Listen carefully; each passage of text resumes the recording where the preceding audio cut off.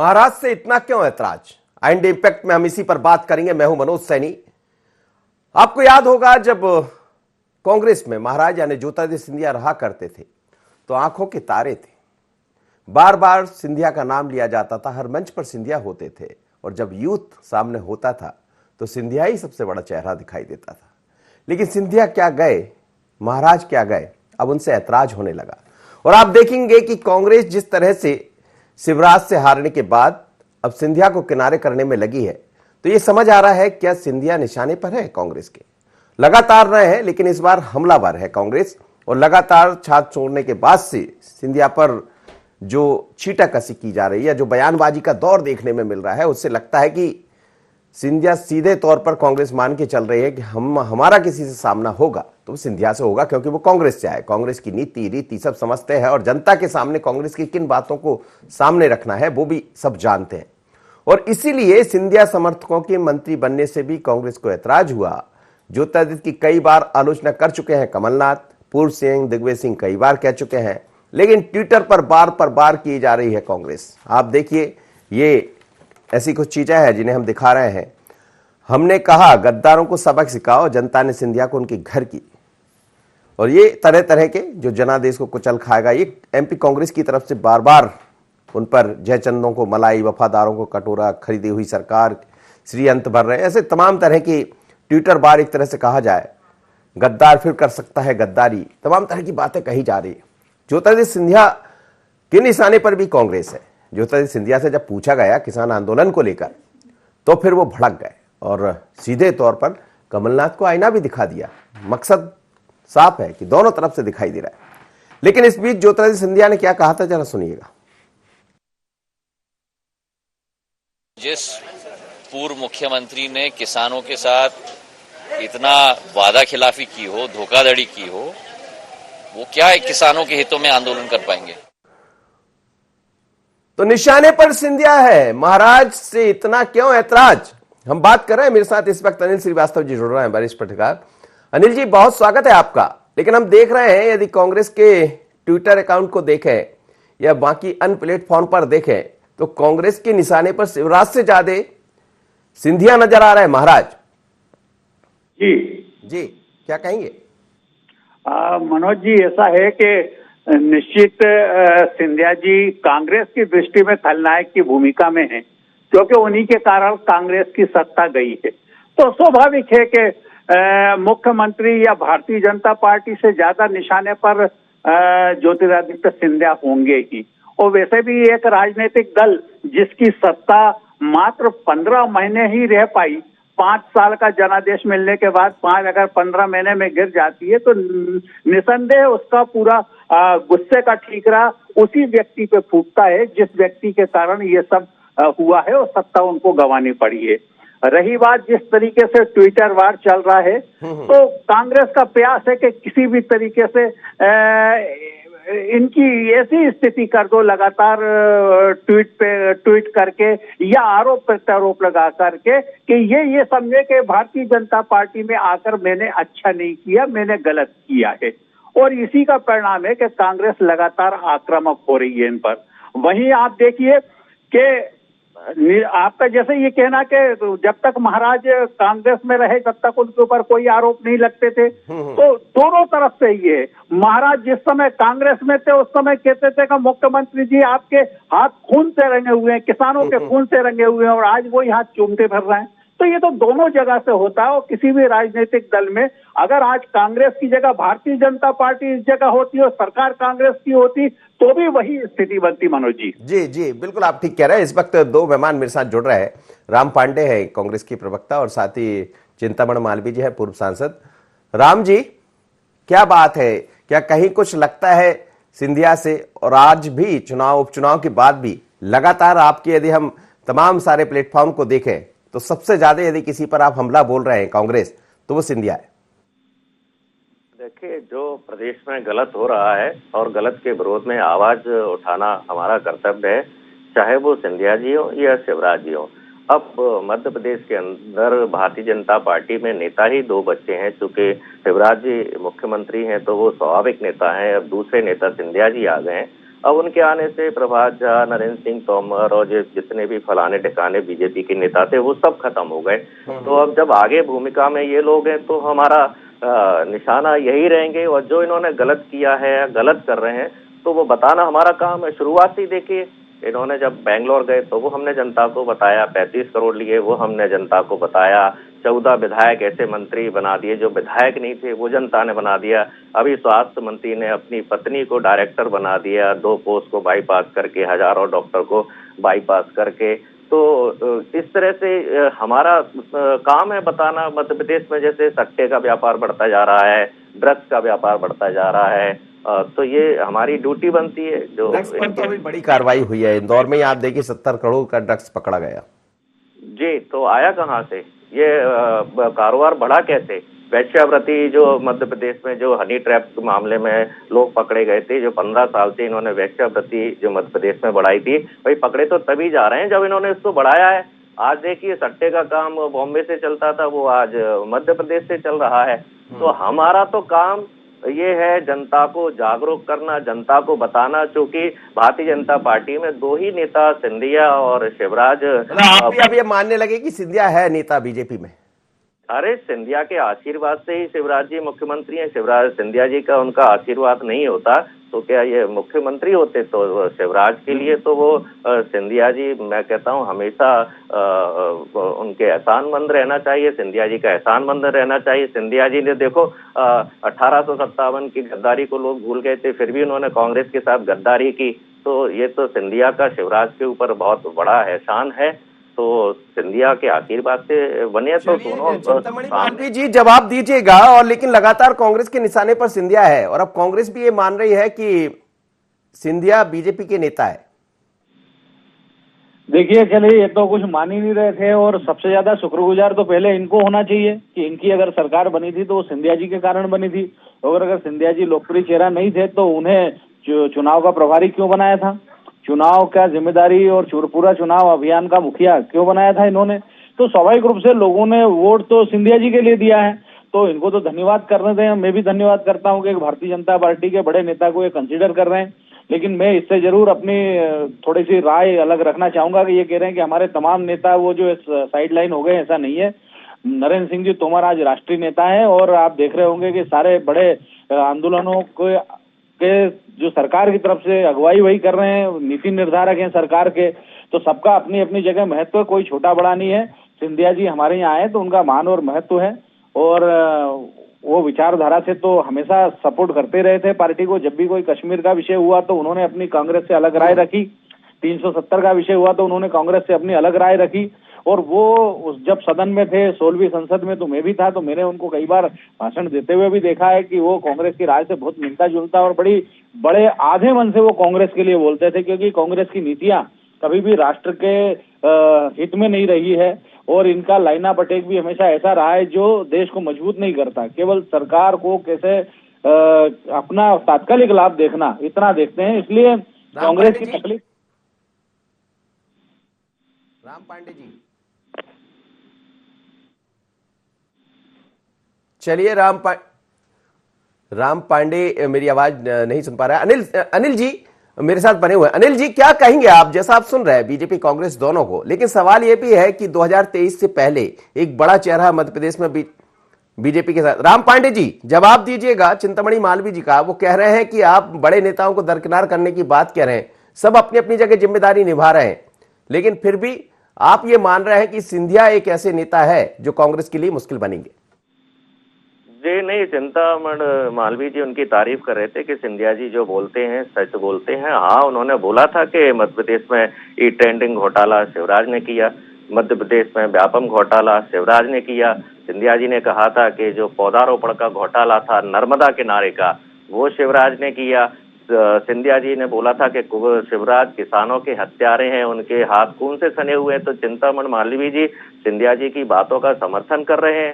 और शिवराज जी भी कहते थे, पूरी भारतीय जनता पार्टी कहते थे कि सिंधिया भू माफिया है, और माफियाओं का तो भारतीय जनता पार्टी में स्वागत होता है। जितने भी अपराधी, बलात्कारी, व्यभिचारी जो आप ये मान रहे हैं कि 2023 हो या नगरीय निकाय हो, उससे पहले एक बड़ा चेहरा और आपके लिए मुश्किल बनेगा, वो है सिंधिया है, और इसीलिए आपके निशाने पर लगातार आ रहे हैं सिंधिया? अरे भारतीय जनता पार्टी में कोई बड़ा चेहरा और छोटा चेहरा नहीं होता है। वहां तो मतलब के लिए किसी को भी बाप बना लिया जाता है, चाहे वो मुकुल पवार हो, अजीत पवार, मुकुल राय हो, अजीत पवार हो, सिंधिया हो, जिससे उनका काम चलता है वो तो अपनी दाऊद इब्राहिम को भी अपनी पार्टी में ले आएंगे। उनके लिए कोई बड़ा अजीत चेहरा पवार तो आपके साथ है महाराष्ट्र में इस समय, वो गए थे थोड़ी देर के लिए फिर आ गए आपके साथ। जो डिप्टी सीएम बनाया था उनको, आपको पता होगा, उन पर घोटाले के आरोप लगाती थी भारतीय जनता पार्टी। मुकुल राय उनको शारदा घोटाले का आरोपी बनाती थी। ऐसे एक नहीं हजारों एग्जाम्पल हैं। आज भारतीय जनता पार्टी में 50% से ज्यादा जो नेता हैं वो विपक्षी पार्टियों से पहुंचे हुए हैं और जिन पर भारतीय जनता पार्टी आरोप लगाती थी। चलिए, आपका बहुत बहुत धन्यवाद। आप मेरे साथ जुड़े, राम पांडे जी मेरे साथ जुड़े थे, कह रहे थे आरोप लगाते थे। मैं प्रतिक्रिया लूंगा उस पर, उससे पहले अनिल श्रीवास्तव जी के पास चलता हूं। अनिल जी, आप सुन रहे थे दोनों को, बीजेपी और कांग्रेस को, लेकिन ऐसा लगता है कि चाहे नगरीय निकाय के चुनाव हो या फिर आने वाले दिनों में 2023 तक हम पहुंच जाएंगे चुनाव करते करते, तो क्या कांग्रेस ये मान बैठी है कि एक बड़ा चेहरा जो पिछली दफा कांग्रेस के साथ रहा करता था बीजेपी के साथ होगा और इसीलिए निशाने पर सिंधिया को रखा जाए? नहीं, देखिए, अब निश्चित है, अभी तक भारतीय जनता पार्टी में एक बड़ा चेहरा शिवराज जी थे, जिनको एक जिताऊ चेहरा कहा गया है। लगातार सरकार पे सरकार बनाते जा रहे हैं, एंटी इनकम्बेंसी को डाइल्यूट करते जा रहे हैं और लगातार आ रहे हैं। और अब उनके साथ ज्योतिरादित्य सिंधिया जैसे आ गए, जिनके पास चंबल और ग्वालियर में एक अच्छा खासा प्रभाव है, तो निश्चित इससे भारतीय जनता पार्टी की ताकत तो बढ़ेगी। लेकिन ये समायोजन इनका कितने परसेंट तक सफल होता है और इसके कितने सुखद परिणाम आते हैं, ये देखना बड़ा दिलचस्प होगा मनोज जी। अभी आप देखिए कि नगरीय निकाय के चुनाव है, नगरीय निकाय के चुनाव में ग्वालियर चंबल बेल्ट पे जो हमने खबर छापी थी, भास्कर में बहुत बड़ी खबर छापी थी, हर वार्ड में, हर निकाय के हर वार्ड में महाराज की सेना तैनात है कि टिकट तो हम ही लेंगे। क्या भारतीय जनता पार्टी उन सब लोगों को टिकट दे देगी? नहीं देगी, निश्चित बात है। और यहीं से चालू होगा फिर से एक बार बवाल और शक्ति प्रदर्शन होगा, सिंधिया वर्सेस शिवराज या सिंधिया वर्सेस भारतीय जनता पार्टी। तो अभी कहना मुश्किल है कि ये 1 और 1 11 हो रहे हैं या भारतीय जनता पार्टी के लिए आने वाले समय में मुसीबत बन सकते हैं। जी चिंतामणि जी, जी कुछ सुन रहे हैं आप? ये आगे चलकर मुश्किल तो नहीं हो जाएगा और इसीलिए कांग्रेस अपने निशाने पर रख रही है? हालांकि नीलांशु जी भी जुड़ गए मेरे पास, उनसे जवाब लूंगा मैं। देखिए, भारतीय जनता पार्टी के प्रति कई जो सोच है, चाहे पत्रकार हो या कांग्रेस के नेता हो, वो जो परंपरागत बना बनाया ढर्रा है उस पर सोचते हैं और कांग्रेस के स्ट्रक्चर को देखते हुए वो भारतीय जनता पार्टी पर इम्पोज करते हैं। हमारी पार्टी बिल्कुल अलग है, हमारी विचार श्रृंखला अलग है, हमारी कार्यकर्ता को निर्माण की प्रक्रिया अलग है। तो यहाँ आकर के सिर्फ कार्यकर्ता बचता है, यहाँ किसी का कोई समर्थक नहीं होता। देखिए, स्वयं आप देखेंगे हमारे नेताओं को, अभी तेजस्वी सूर्या ने इतना बड़ा बयान दिया है कि भाई ये पार्टी नरेंद्र मोदी जी की नहीं है। एक सांसद हमारा कहता है कि नरेंद्र मोदी जी की पार्टी नहीं है, ये कार्यकर्ताओं की पार्टी है। तो आप समझ सकते हैं, कोई कह सकता है कांग्रेस में कि ये राहुल गांधी की पार्टी नहीं है, ये सोनिया गांधी की पार्टी नहीं है, ये उनकी बपोती नहीं है, ये कह सकता है कांग्रेस में? नहीं कह सकता। तो ये हमारे यहाँ जब हम विचार करते हैं तो एक अलग तरह की पार्टी को विचार करके और निर्णय लेना चाहिए। ऐसा जब हम कांग्रेस को प्रतिमान रख के निर्णय लेंगे तो गलत ही निष्कर्ष निकलेगा। नीलांशु जी, स्वागत है आपका। मेरे साथ जुड़ गए विधायक कांग्रेस के नीलांशु जी। नीलांशु, क्या कहेंगे आप, जिस तरह से हम देख रहे हैं कि आप लगातार ट्विटर बार हर तरह से बार पर बार किए जा रहे हैं सिंधिया पर, निशाने पर से सिंधिया है, तो क्या 2023 की तैयारी है नगरीय निकाय की? देखिए, तैयारी तो हमेशा चलती रहनी चाहिए, ये तो राजनीति एक युद्ध है और युद्ध में 24 घंटे अस्त्र तैयार रहने चाहिए। जब हमको मौका मिलेगा, जब भी हमारी पार्टी के अगेंस्ट, किसानों के खिलाफ और युवाओं के खिलाफ, किसान और नौजवान के खिलाफ जब भी कोई चीजें होंगी, तो कांग्रेस पार्टी हमेशा कंधे से कंधे मिला के उन किसान और नौजवान के साथ खड़ी है। आज देश की जो परिस्थिति है, मैं नगरीय निकाय की बात कर रहा हूँ, ना मैं 2023 की बात कर रहा हूँ, कितनी दुर्भाग्य की बात है कि कैसे ध्यान भटकाने का काम करती है सरकारें, कैसे जो सत्ता में सरकारें हैं, केंद्र में हो या मध्य प्रदेश में हो, किसान की चिंता किसी को नहीं है, किसान की बातें भर करते हैं और हजारों हजार किसान बॉर्डर पे बैठा है। इतना ठंड का सीजन है, बारिश हो रही है, ठंड पड़ रही है, लेकिन उनके बारे में कोई चिंता नहीं है, क्योंकि एक तानाशाही का माहौल है। अभी अमेरिका में आप चर्चाएं चल रही है उन लोग से, आप देख रहे होंगे। चर्चाएं तो चलती रहेंगी, चर्चा ही तो चलाइए, भारतीय जनता पार्टी का नियम है चर्चा और चाहे दो ही विषय रहते हैं इनके पास। और यही इनका नियम रहता है कि चाय पे चर्चा हो, चर्चा करो, मन की बात कहो और अपना काम निकालो, आगे बढ़ो। मन की बात थोपना कहलाती है। अभी आपने इसका प्रत्यक्ष लोकतंत्र का जो प्रत्यक्ष उदाहरण देखा है वो अमेरिका में देखा है। वही स्थिति मध्य देश में भी बनेगी जिस प्रकार से किसानों के साथ अत्याचार हो रहा है। अभी जैसे आदरणीय भाई साहब बीजेपी की बात कर रहे थे कि हम अपनी बीजेपी कार्यकर्ताओं की पार्टी है, सारी चीजें हैं। मेरा सीधा सवाल ये है कि कितने दिन में उसको कार्यकर्ता, कोई कांग्रेस के जो बागी लोग चले आए हैं गद्दारी करके पार्टी से पैसे रुपए लेके, या जो भी जिस तरीके से भी आए हैं आज सत्ता की कुर्सी में बैठे हुए हैं, कितने दिन में वो शुद्ध हो जाते हैं, गंगा जल से स्नान करके पार्टी के कार्यकर्ता बन जाते हैं और नमस्ते सदा वत्सले मातृभूमि का गुणगान करने लगते हैं। क्या उनको पूरा आता है? ये जरा मैं पूछना चाहूंगा। जी चिंतामणि जी, बड़ा सवाल नहीं, कोई सवाल नहीं। देखिए, कार्यकर्ताओं का अपनी एक व्यवस्था होती है, धीरे धीरे ढलता है। या कोई जादू तो किसी के पास होता नहीं कि हमारी पार्टी में आया और एकदम वैसे ही धीरे धीरे एक प्रक्रिया है कार्यकर्ता बनाने की, हमारे रीति नीति में ढालने की। तो वो एक प्रक्रिया का हिस्सा है और वो होगा। लेकिन मैं हमारे मित्र को ये जरूर कहना चाहूंगा कि ये हमारे किसान आंदोलन की बात कर रहे हैं। वस्तुतः किसान आंदोलन पूरी तरह कृत्रिम है। सरकार ने बार बार चर्चा के लिए आमंत्रित कर रही। अगर उनको यही कहना है कि रद्द करो, तो फिर तो आप भीड़ तंत्र लागू कर रहे हैं। फिर तो कोई भी 1-2 लाख इकट्ठा होंगे और संसद को चुनौती देंगे कि आप ये कानून पास नहीं करेंगे, ये कानून पास करें। ये किसान आंदोलन पूरी तरह नकली है, कृत्रिम है और कांग्रेस के द्वारा प्रश्रय किया हुआ है। जैसा मध्य प्रदेश में नकली किसान आंदोलन चला करके इन्होंने थोड़े समय के लिए किसानों को मूर्ख बना करके सत्ता पाई, वही कोशिश कर रही कांग्रेस राष्ट्रीय स्तर पर कुछ इस तरह का हो जाए। लेकिन ऐसा होना नहीं है। और किसान ये जिद करेगा कि नहीं आप तो कानून वापस लीजिए, केवल पंजाब का किसान और हरियाणा के कुछ थोड़े बहुत किसान जो चुनाव हार चुके हैं वो पूरे देश के किसानों के भाग्य विधाता होंगे और निर्णय करेंगे और ये तर्क नहीं देंगे, कोई कारण नहीं बताएंगे और जिद करेंगे, तो ऐसे लोकतंत्र चलेगा? मुझे आश्चर्य है कि कांग्रेस जैसी लेकिन ट्वीट के जरिए कह रहे हैं कि जयचंदों को मलाई और जो समर्पण है उनको खटाई, ऐसा तमाम तरह के मलाई वितरण समिति की बैठक आज श्रीअंत को चाहिए सबके हिस्सों की मलाई, क्या क्या लिखे जा रहे हैं लगातार ये। हाँ ठीक है, स्वतंत्र है, लोकतंत्र है, जिसकी जैसी किसी भी घटना की व्याख्या जिसको जैसी करना हो वैसी करे। वस्तुतः तो ये एक प्रक्रिया के विचार विमर्श के बाद कार्यकर्ताओं को जो शासन के विभिन्न स्थान है उसमें बिठाना है। तो इसमें ये तो मतलब व्यवस्था है। अब इसको किसी भी तरह व्याख्या की जा सकती है। कांग्रेस स्वतंत्र है और हम लोकतांत्रिक पार्टी है, ऐसी आलोचनाओं का स्वागत करते हैं।